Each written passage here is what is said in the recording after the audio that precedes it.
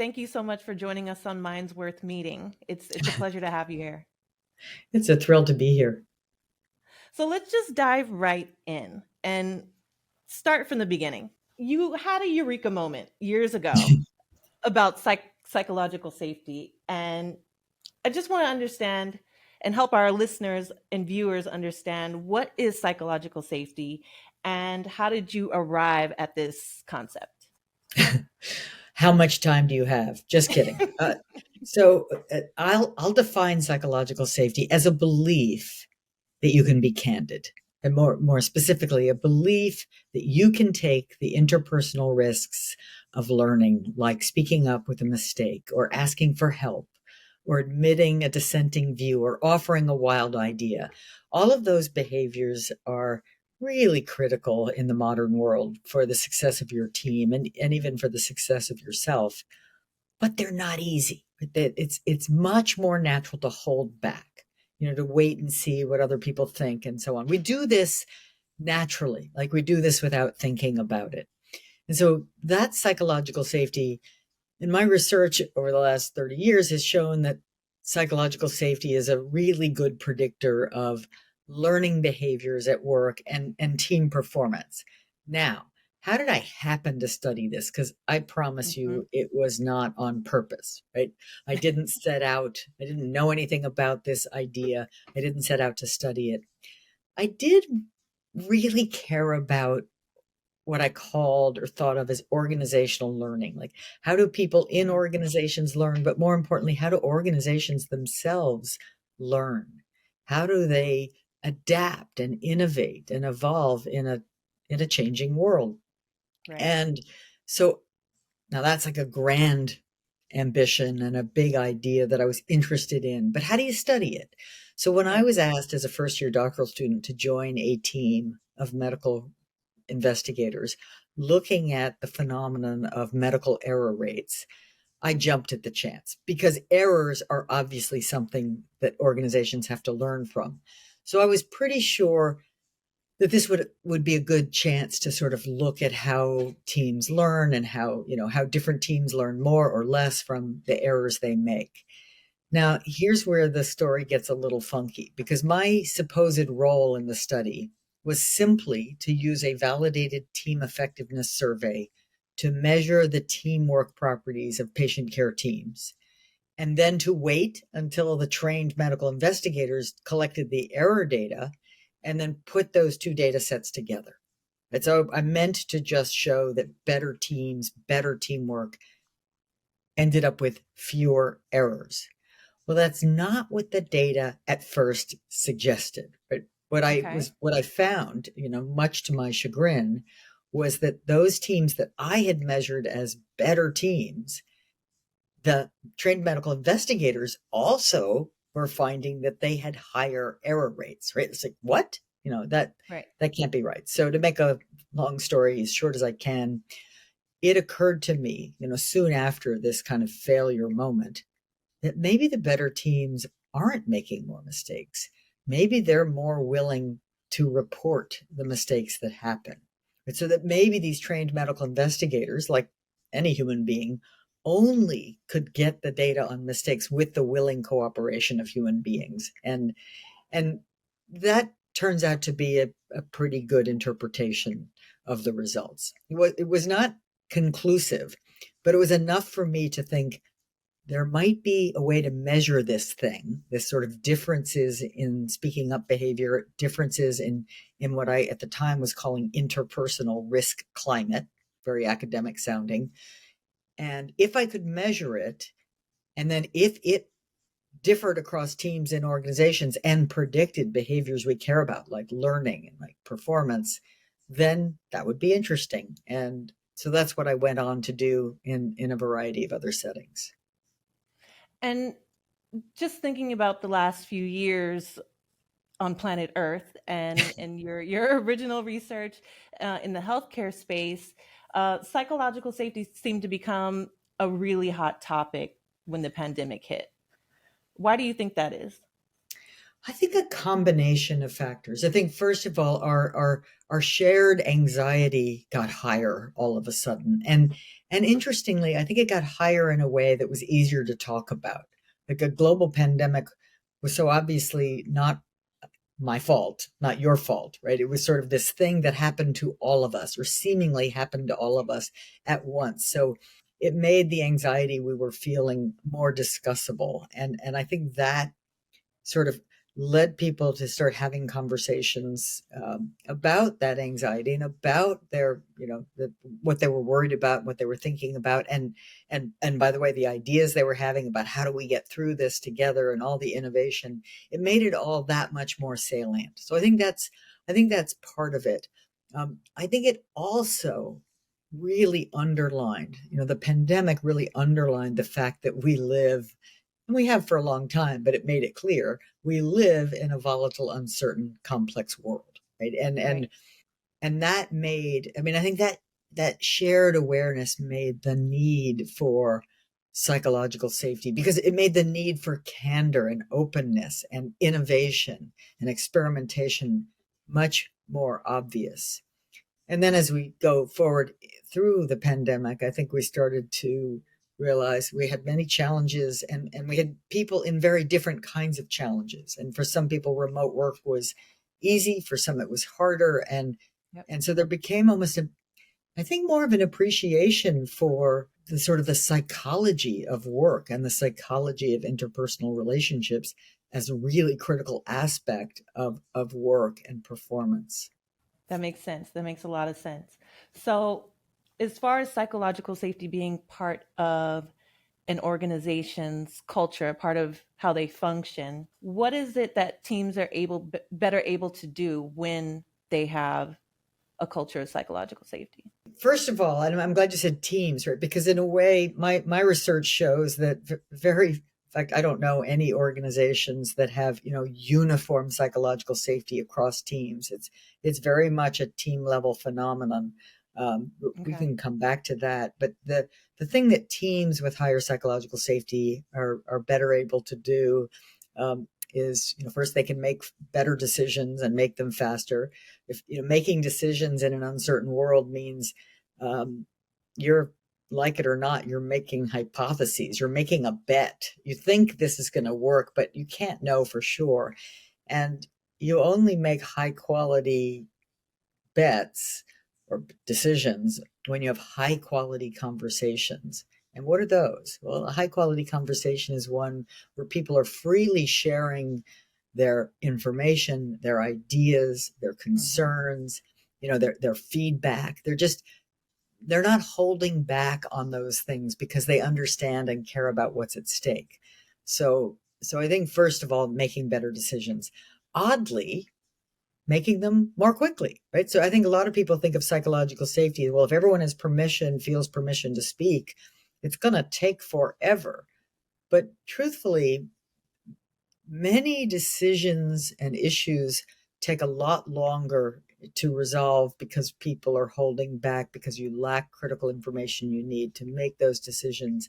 So there isn't really a correlation between higher psychological safety and things taking longer. In fact, if anything, with more candor, more transparency, we can kind of get things done more quickly.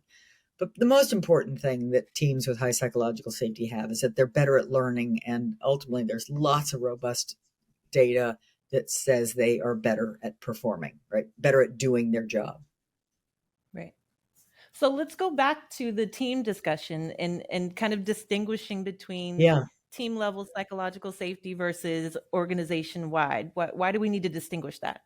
it's a great question. And let me start by saying I aspire to having organization wide psychological safety, around the world. That's the goal. But there's two reasons why that might not be the most helpful way to think about it. One is it's very hard to, how do you change an organization? It's often just too big, too complex, um, you know, too many locations, too many different kinds of functions and activities, and you can't really get your arms around it.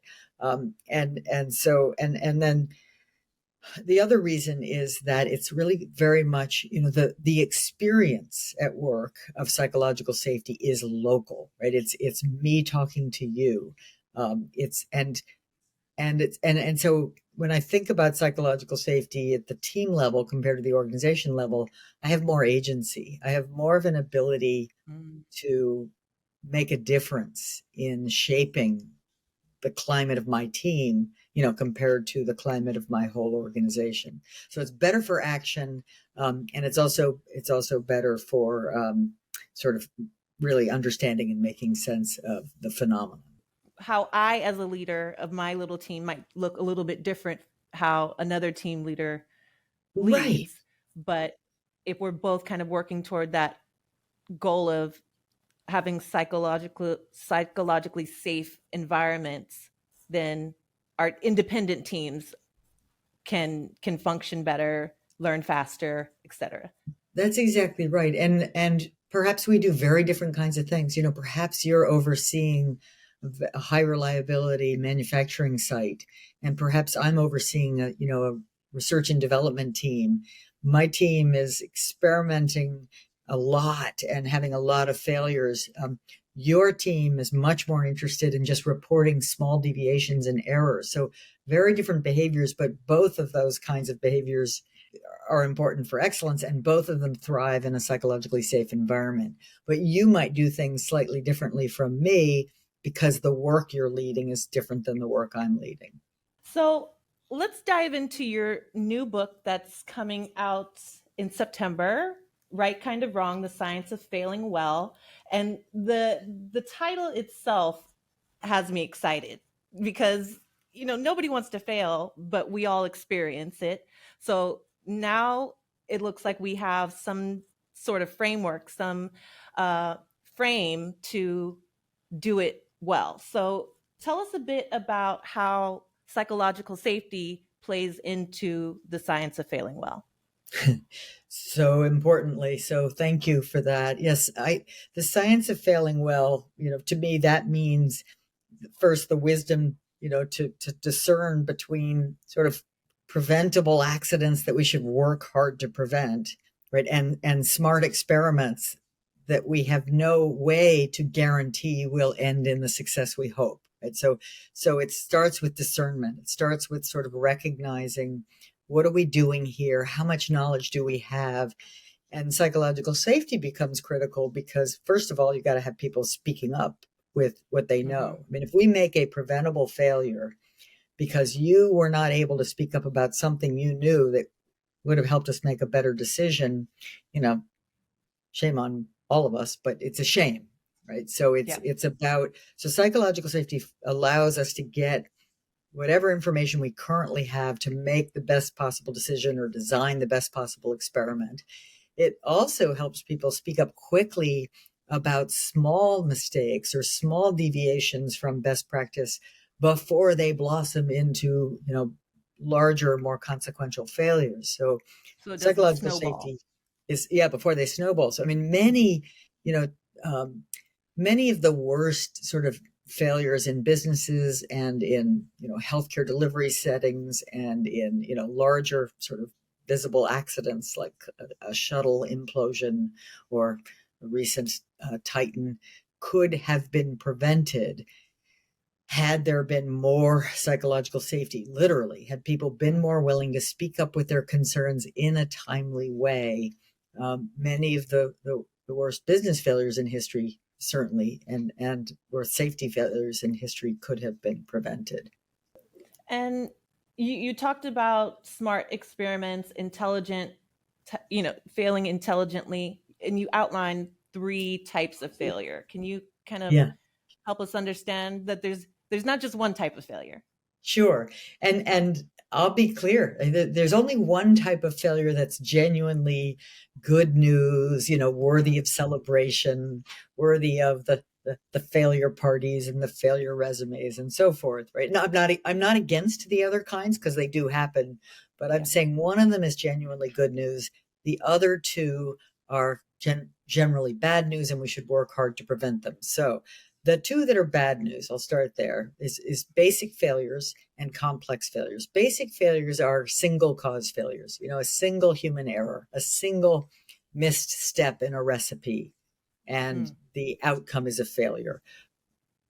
And these are in situations where we do in fact have the knowledge we needed to do it right. We can make an automobile, we can cook those cookies, and we yep. had a recipe to do it right. Complex failures are multi-causal.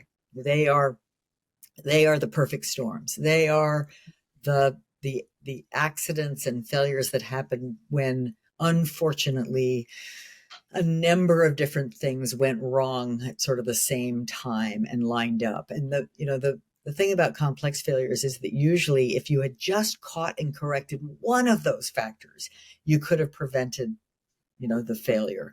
So in a way, they're sort of pernicious because they're so complicated. But on the other hand, they give you many opportunities for catching and correcting and preventing them.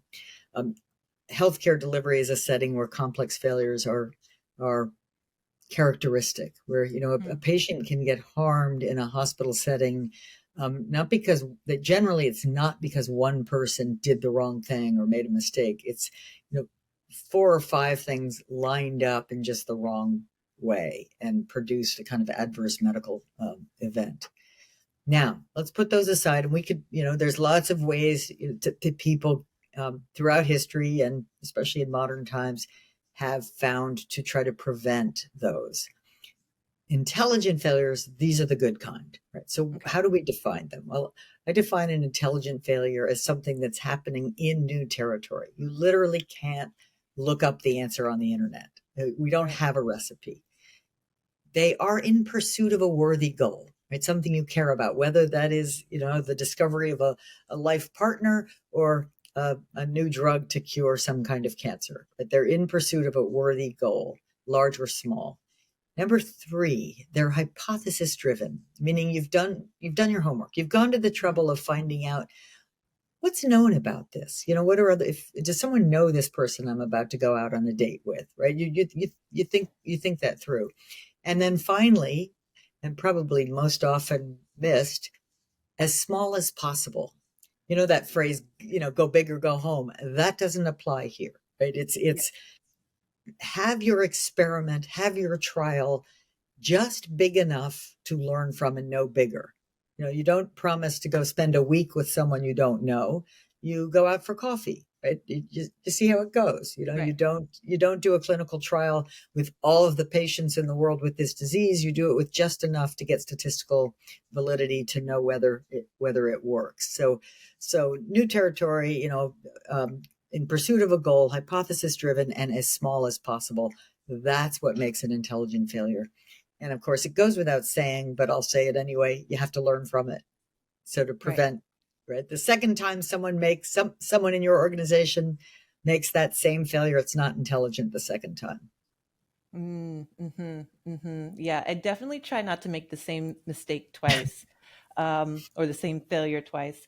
Um, Self-awareness, how much does that play into failing well? And I ask about this selfishly because I'm working on my own self-awareness and trying to look at myself from the outside in, but it's Hmm. it's hard. It's So very hard. For me, I do have a chapter in the book on, self-awareness and that its important role in the science of failing well. And the short way I think about this is that it's being self-aware enough to choose learning over knowing. Like we automatically choose knowing. You meet someone new and you sort of size them up and you think you know them. You don't, right? And you've got to keep pushing yourself to be curious about other people, especially, but also, and this is really important and really hard, but to keep being curious about the impact that you are having.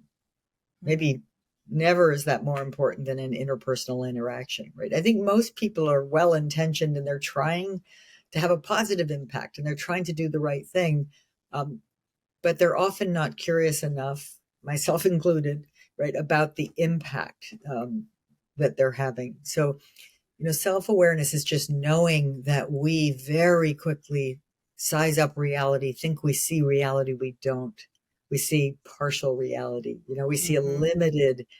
um, a limited view of any situation that's informed by our background, our expertise, um, our personal history, and so on. And why this matters so much for the science of failing well is, if you once you recognize that I am necessarily limited in what I know and in what I see, then you realize you're reliant on others. Like, you've got to, if you want to avoid preventable failures and you want to have the most intelligent, sort of failures in new territory, that's a team sport, right? You've got to be asking people, what do you know? What do you see? What am I missing? That question, what am I missing, ought to be a prominent uh, piece of your repertoire. I appreciate the question of, how do my actions impact other people? I think that's a place for me to start, for a lot of us to start, because I don't Right, think we think about that enough. right. Because What would you say? Oh, go ahead. we're so interested in our intentions, which, and we imagine almost that they're transparent, right? I'm trying to be helpful. I'm trying to be friendly, whatever it is. Right. And yeah. What are the barriers that keep us from failing well? I think the first one is that natural aversion that we all have to failure. Just almost physiologically, we don't like it. Right. And we don't want to fail, understandably. When we sort of see a failure or see ourselves failing in some way, it's quite painful, and we don't want to fail. We want to succeed, and so that's just almost a natural and instinctive reaction, which I think can be helped when we understand. There's the second barrier, which is confusion, right? Which is not really having a clear framework with which to separate the good failures and the bad failures. Thomas Edison Mm-hmm. said, I haven't failed. I've just found 10,000 ways that won't work, right? Which is such it's funny, and it's right, and it's great. And um, that's him saying, I'm not confused. I know I'm an inventor. I know that each and every one of these failures is the right kind of wrong. And Right. then and then finally, and probably most salient in today's world, is the sort of social stigma of it, right? It's and why I say most salient in today's world is that social media, seems to show everyone else just being successful, and you can feel privately quite ashamed and afraid because everyone else looks so successful all the time, and that sense of fear that others will see you in a poor light leads people to be quite, reluctant to fail, even to fail well. One of the quotes, a line in the book was, "It's human to feel anger and blame, but it's not a strategy for helping us avoid and learn from failure." So, what would you say are some strategies that help us avoid and learn from failure? you know, it's I think a wonderful strategy for individuals is to do what I call stop, challenge, and choose. Right? So we will often naturally feel either blame and anger, or shame and sort of self anger, if you will. But instead, the habit of just learning to pause, right? Learning to take Mm, a deep breath and challenge your automatic thinking to choose more healthy thinking is life changing. It's not easy, though, and as I say this, I want to be very clear. I've I've been working on this for years, and I have to keep working on it. But it's there's a psychiatrist that I both had the um, just great privilege of meeting and working with, as a colleague at this company I used to work for, and reading and learning his work, named Maxie Maltzby, who was sort of one of the early um, cognitive behavior therapy people, and he spent the sort of second half of his career trying to help what he called healthy people in their real lives to think more productively and rationally. And that's what I'm often trying to that's what I'm trying to incorporate here into this work. So strategies for um, productive strategies are those that help you continuously go back to what's really true. That feeling when you're Mm-hmm. going to be late for an important meeting and your blood pressure goes up, or you're anxious and you're telling yourself this is going to be awful. No, it's not. It's inconvenient, right? So he would say, instead of, this is awful, I'm not going to get the job, I'm going to die, it's, no, this is inconvenient, right? It's having a more cool, rational, kind response to the many, many little and bigger challenges of life. Would you say it's also about giving ourselves grace in a Oh, sense? yes. Mhm. I love that. I love that term, and I love that idea. It's about giving ourselves permission to be human, right? Mhm. Maxie Maltzby coined, at least I think he coined, the phrase of fallible human beings. He said, we're all fallible human beings, FHBs, right? And so, as a fallible human being, doing the best I can in a highly fallible, complex world, um, for mental health, and for being a good person to others, I've got to give myself grace, and I have to give you grace too. Right, right.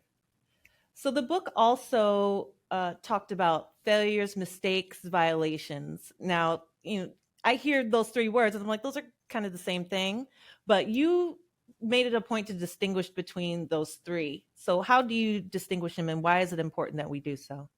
Yes, this is one of my pet peeves, that people use failure and error indistinguishably. Now, an error certainly falls under the category of failure, or often does. Right? So not all errors produce a failure. Some of them, I made a mistake, but nothing happened. Right. But they are different terms. So a failure is an undesired result, right? It's anything that goes wrong. And an error only exists when there was a right answer, right? When you had a recipe, but for whatever reasons it didn't get followed, a mistake was made. And a Mm-hmm. mistake just isn't meaningful without the existing knowledge. And then a violation, and I like to say you can't have a deliberate mistake, right? It's an oxymoron. A violation is a deliberate deviation from a Mm-hmm. known practice or a rule or a procedure. And, that's not the main topic of the book, but, those we also um, would like very hard to prevent. Mm-hmm. Mm-hmm. Very much. So let's take it back to an organizational setting. What happens when, and even in a personal setting, what happens when an executive or a parent says failure is not an option?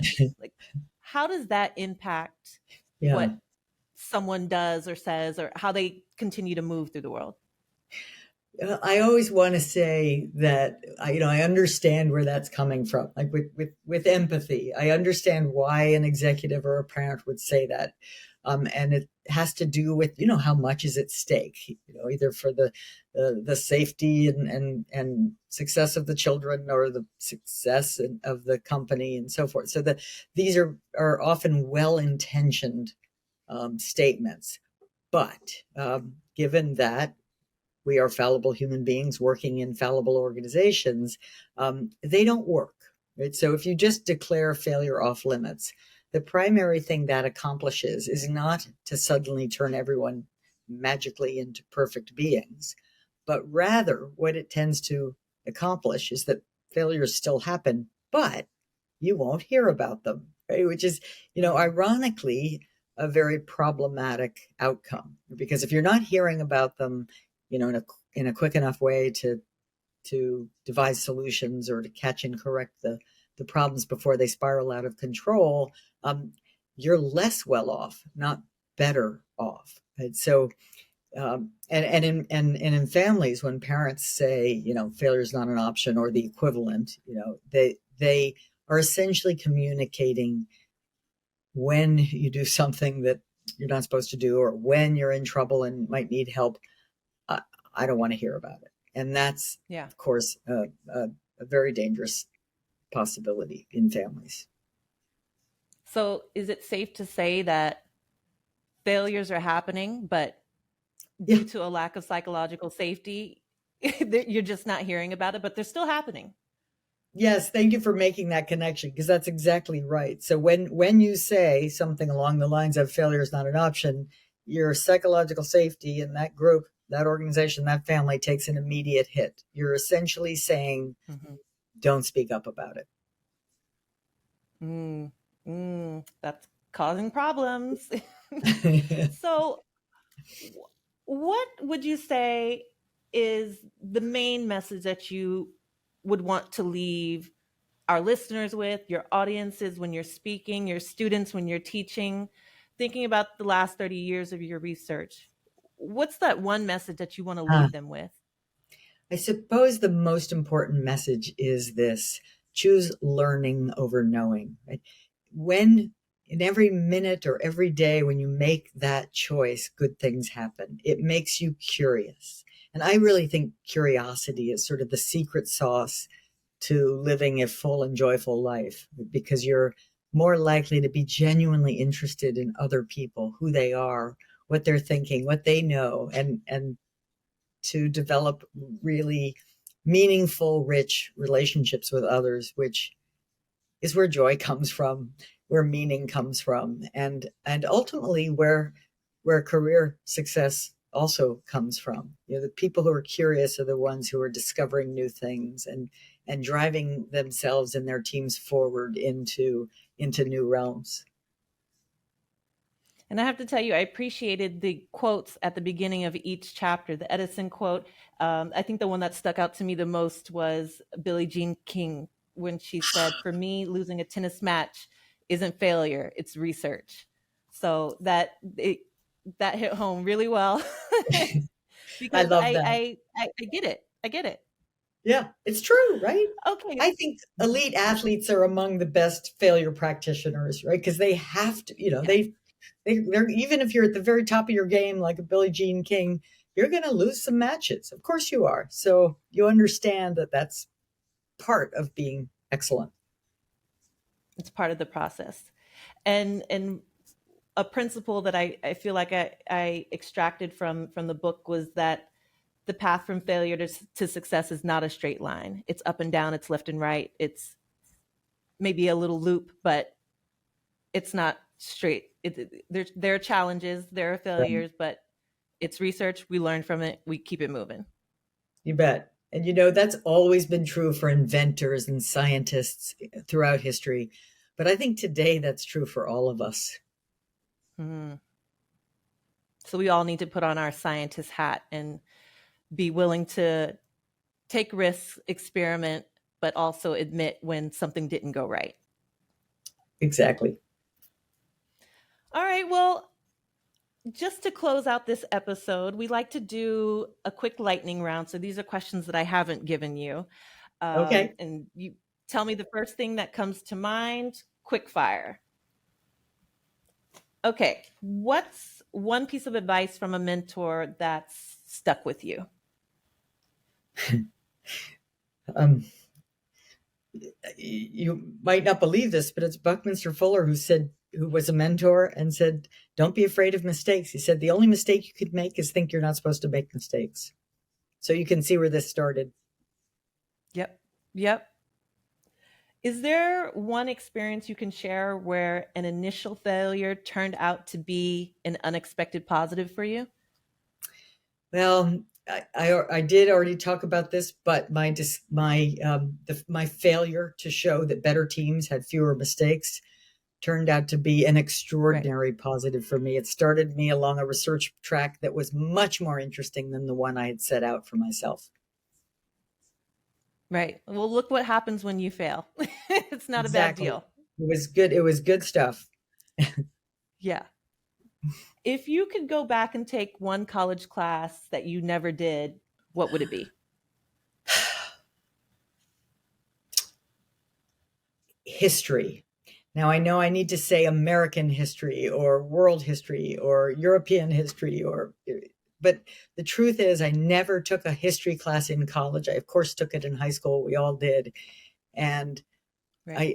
I deeply believe that I missed something. I think those who Mm, don't know history are doomed to repeat it. That's a collective right. statement, but I think historians teach us so much, and I wish I had more expertise.